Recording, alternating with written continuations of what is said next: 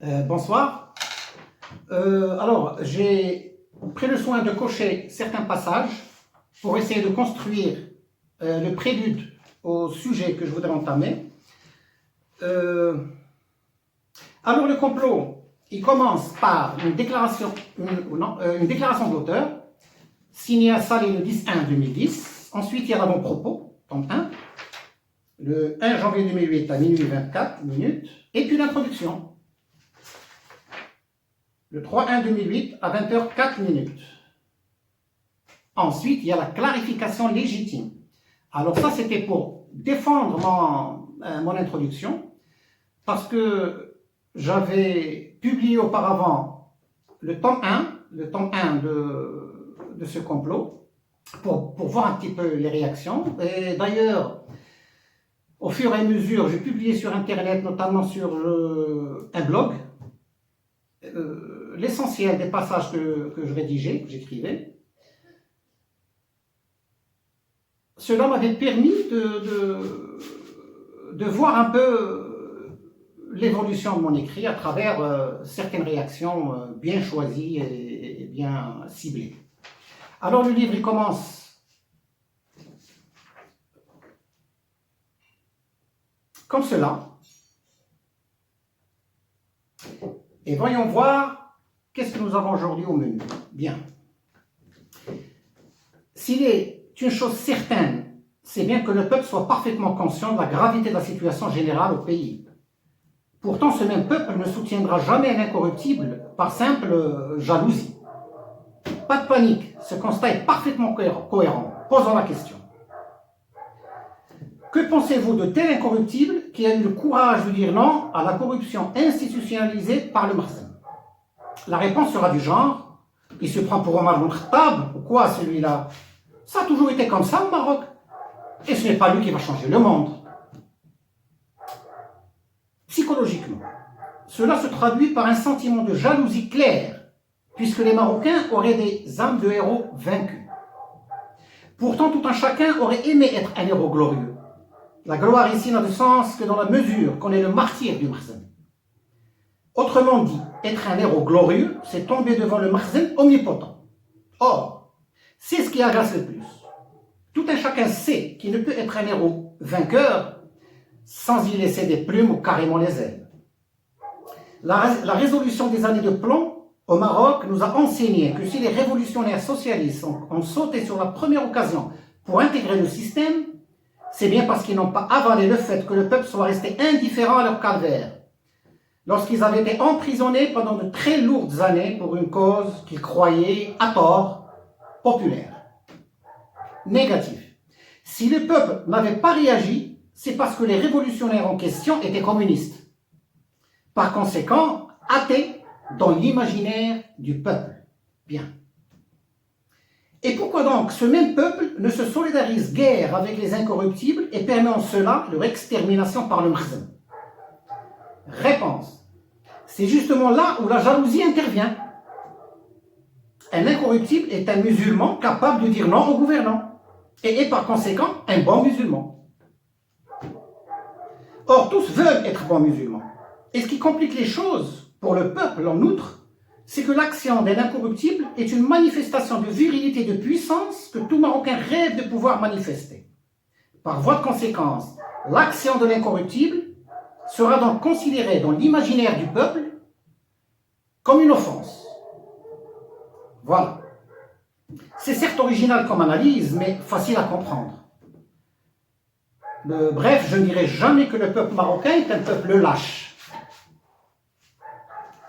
Je saute je ne lis pas intégralement, je construis un prélude pour le sujet prochain. Croyez-moi, si le peuple jalouse les hommes d'exception, les hommes exemplaires, c'est bien parce qu'il s'agit d'un peuple qui aspire à la bonté, à la rectitude, à la justice, à l'honnêteté, à la transparence, à la bravoure, à la sapience, aux meilleures valeurs. On ne pourrait donc que remercier ce peuple du fond du cœur de ne pas soutenir les incorruptibles dans le calvaire qu'ils vivent face à la dictature du Marzem, car autrement on n'aurait pas eu une si haute opinion de lui. Absurde. Négatif. Relisez doucement, tranquillement, sagement et apprécié.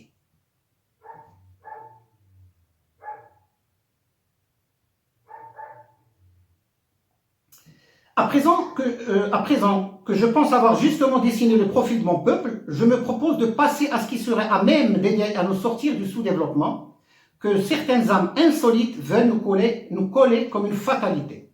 Bon alors j'éviterai tant que possible, etc., les critiques acerbes, etc. Bon. Mais il y en a quand même, oui, je dois reconnaître.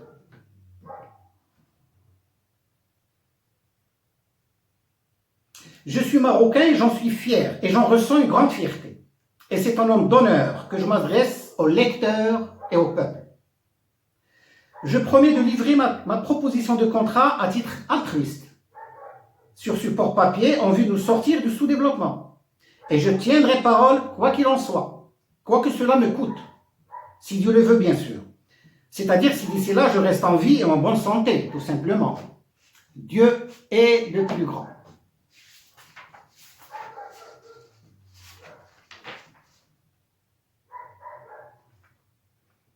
Alors ça, c'est dans la clarification légitime.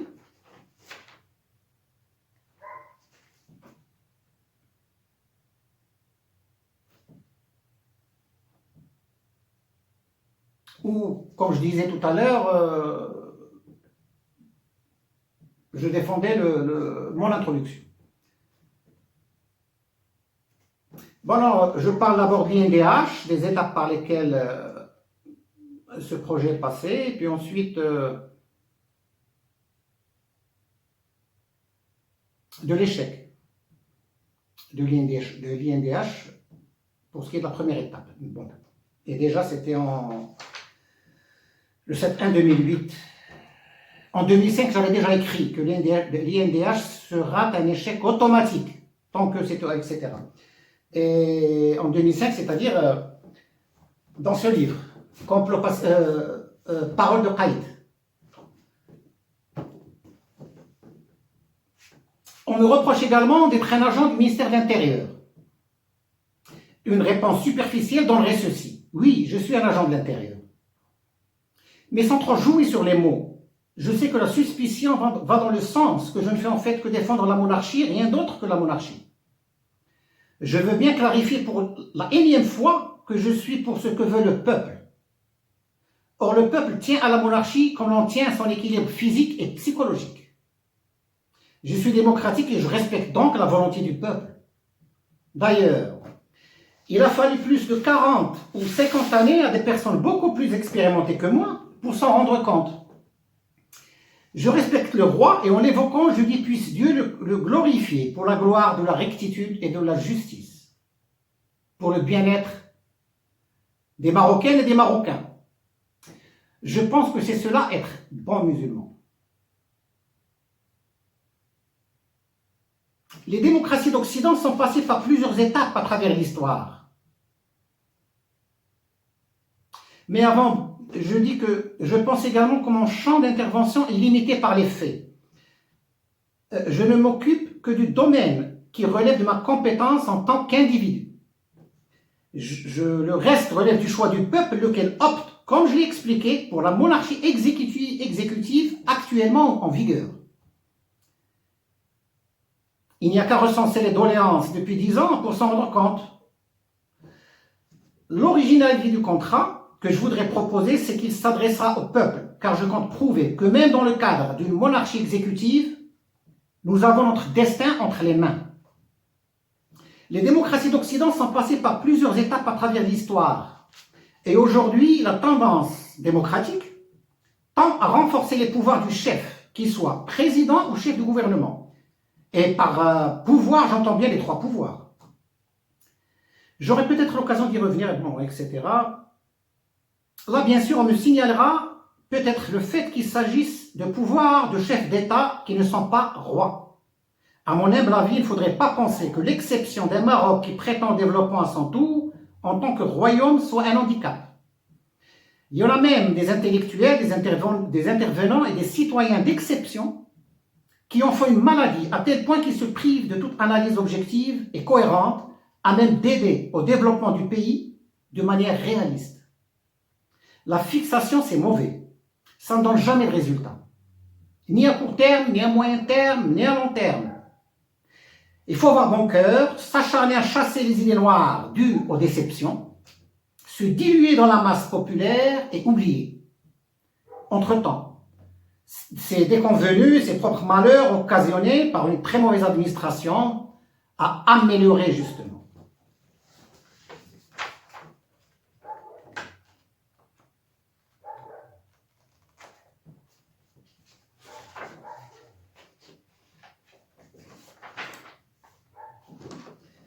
Voilà. Audiovisuel, patriotisme et développement. L'audiovisuel, encore et toujours. Ça, c'est en page 238, le 19 juin 2009 à 20h39. Audiovisuel, patriotisme et développement. L'audiovisuel, encore et toujours, pas de développement sans chaîne de télévision nationale développée. Cela s'inscrit dans la logique des choses lorsque l'on a, par exemple, 50% d'analphabètes auxquels s'ajoute un taux assez important d'incultes et un nombre important de personnes qui savent à peine déchiffrer les lettres, etc. Pour réussir le développement, tout État a besoin du peuple. Tout État qui veut œuvrer pour le développement doit absolument impliquer le peuple, l'associer à son projet de développement. Autrement, ce n'est que perte d'argent et dilapidation de moyens. Pour impliquer le peuple et l'associer à un grand projet de développement, il faudra l'informer d'abord. À cette fin, rien de tel qu'une bonne télévision nationale. Le peuple ne veut pas être hors la loi. C'est la raison pour laquelle il s'en tient à ce que l'on dit, à ce qu'on lui dit officiellement dans les masses médias. Lorsqu'on dit au peuple de danser, il danse. Et lorsqu'on lui dira de travailler, il travaillera.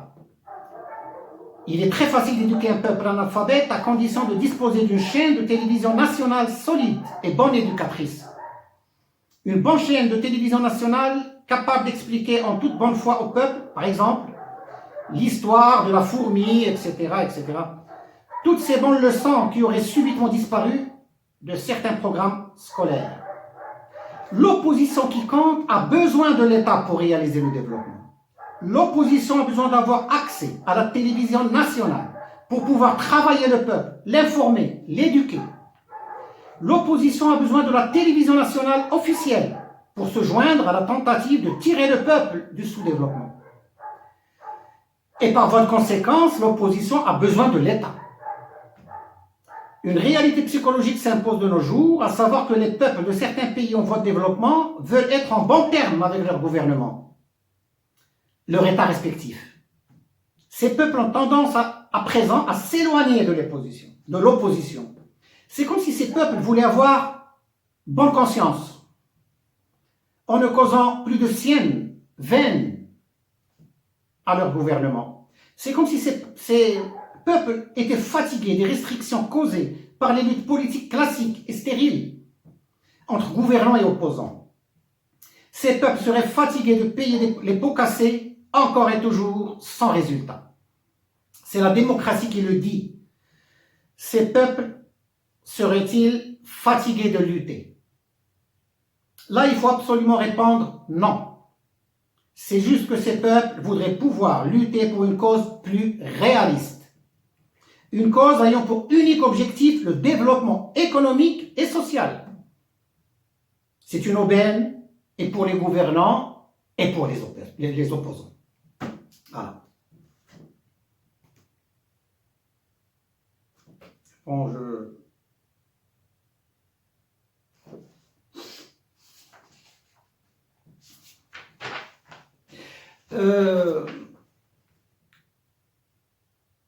J'avais déjà évoqué dans d'autres séances la question de l'Occident et de certaines de ses actions, ou de ses principes, ou de ses visées. Mais là encore, l'Occident offrirait de l'argent à certains intervenants et intellectuels des pays musulmans pour s'instruire, comprendre et puis agir, etc. Or, les vrais intellectuels musulmans ne vendent pas leur savoir, ni leur conscience, ni leurs âmes. Et ici, il n'est pas question d'islamisme ou pas, moi je parle bon musulman, c'est-à-dire bon citoyen marocain, c'est ça. Le sens, c'est-à-dire. c'est vrai que l'Occident est mal informé. Par contre, ces vrais intellectuels, bons musulmans, offriraient volontiers leur savoir si l'Occident le méritait. Aujourd'hui, l'Occident a besoin de convaincre les vrais intellectuels musulmans, ceux qui ont des principes et qui sont bons patriotes, ceux qui voudront bien aider, mais seulement en cas de bonnes intentions avérées de la part de l'Occident. Au Maroc, les vrais intellectuels ont beaucoup de choses à donner, beaucoup d'idées, de propositions et de solutions qu'ils ne veulent pas encore livrer. Si l'Occident veut s'instruire pour satisfaire sa curiosité légendaire, il devra savoir que ces vrais intellectuels sont d'abord et avant tout bons patriotes, bons musulmans, qui ne trahissent jamais les leurs, malgré toutes les contraintes du monde, amicalement. C'est comme ça que je finis ce... Ah, voilà le sujet que je voulais avoir. Paragraphe 14, page 246, le 1/7/2009 à 16h08. Imitateur, sarcasme et développement. Bon, tout cela pour vous dire qu'il n'y a pas que les gouvernements qui ont toujours tort. Il y a aussi les peuples qui ont leurs responsabilités et qui doivent l'assumer complètement. La liberté d'expression, elle n'existe nulle part de par le monde. Il ne faut pas se leurrer. Ce que l'on peut dire ici, on ne peut pas le dire ailleurs, même en Europe. Et ce qu'on peut dire en Europe, peut-être qu'on ne peut pas le dire ici. Donc, chaque pays a un champ qu'il veut protéger.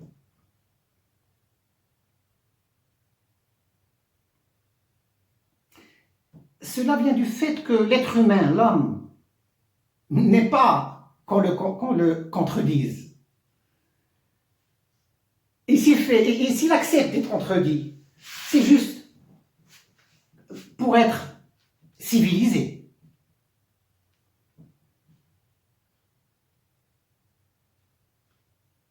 Et si on ne veut pas être contredit, il n'y a qu'à prendre un crayon, une page, et écrire ce qu'on veut. Sur le moment, il n'y a personne pour vous contredire. C'est pour ça que c'est bon d'écrire. Alors, la satire, le sarcasme, l'humour noir, l'humour tout court, le rire ironique, le rire tout court, le rire de la joie et le rire de la peine, etc. Autant de moyens d'expression. Mais les uns et les autres demandent à comprendre devant tant de notions utilisées pêle-mêle. Mais d'abord, le sens figuré et le sens propre, est-ce deux notions contradictoires? Oui, parfois le sens figuré exprime le contraire du sens propre. Mais lorsque le sens figuré est utilisé excessivement, il perd son sens figuré et finit par détruire le sens propre aussi. Lorsqu'un auteur, par exemple, utilise le sens figuré, c'est pour mieux exprimer une situation laquelle, décrite au sens propre, serait âpre ou artistiquement laide. Mais il est bien évidemment nécessaire de bien connaître une langue avant de se lancer dans des tournures de style au figuré, car autrement, cela risquerait de fausser le sens et l'essence des choses. Sauf lorsqu'on est en période d'apprentissage, bien évidemment. Les uns et les autres disent que ce qui empêche une nation d'évoluer vers le bon sens, c'est le fait que les gens soient des imitateurs. Dès que quelqu'un ouvre une crèmerie et reçoit ses premiers clients, c'est tous les magasins du coin qui se recyclent en crèmerie. Sans parler des nouveaux venus qui se pressent d'ouvrir des crèmeries aussi, dans les mêmes environs, pour empêcher le propriétaire de la première que le propriétaire de la première crèmerie fasse fortune tout seul. Non, disent certains. Ces gens-là ne sont pas seulement des imitateurs, mais également des jaloux, qui ne fonctionnent que sur la base d'une seule idée fixe. Empêcher les autres de réussir pour garantir l'échec de tout le monde, sans exception aucune. Notez la mentalité. Pour la catégorie des auteurs, écrivains, etc., ce serait la même chose, disent les uns et les autres. C'est eux qui disent toujours. Dès qu'un auteur se démarque par un nouveau style, ce sont tous les autres qui s'y mettent pour défigurer tous les styles et toutes les rhétoriques. Tous les sens et toutes les bonnes intentions. Ce genre d'attitude, que ce soit dans le domaine des crèmeries ou de l'attitude ou de l'écriture, etc., stoppe net la création, ce qui garantit la stagnation générale et les échecs de tous les uns et de tous les autres. Mais pour s'en tenir aux écritures, dans les pays en voie de développement, on n'est pas censé écrire pour écrire, sauf, comme je disais, oui, sauf dans les premières étapes d'apprentissage, etc. La satire, par exemple, est censée être utilisée dans des buts précis, dans le cadre d'un ensemble cohérent et patriotique, à des fins de contribution au développement général. On ne peut pas écrire un article ou élaborer un écrit satirique ou sarcastique sans but précis, versant dans le bon sens et la bonne éducation. Rions de tout si nous voulons, mais uniquement dans le but d'éduquer les masses, en réfléchissant aux meilleurs moyens de provoquer le développement, et non pas seulement pour prouver ou essayer de s'affirmer en tant qu'auteur, orateur ou autre. Chauvin tout ça. Et alors, être chauvin et développé vaut mieux que ne pas être chauvin et sous-développé. Je pourrais être amené à évoquer une certaine, ou à parler d'une... ou à faire, en piochant ici, de toute façon, une certaine étude comparative entre les États démocratiques et les dictatures, ça et là, de par le monde, et voir un peu. Ça va être très, très, très intéressant. Je veux dire qu'il faudra séparer développement et... Enfin, on y reviendra, pas de panique. Pour finir cette séance, tout petit passage, en page 56, paragraphe 14, l'État. Rousseau dit que l'être humain est bon, de nature, et que c'est le progrès qui le rend méchant. Prévert dit le contraire, c'est-à-dire que l'être humain est sauvage de nature et que c'est la loi qui l'oblige à être bon. Bon. Les écrits de Rousseau restent très agréables à lire. Bref. L'être humain vit en groupe et a besoin d'organisation. C'est pour ça que les États existent. Bien. Merci pour votre attention et à la prochaine.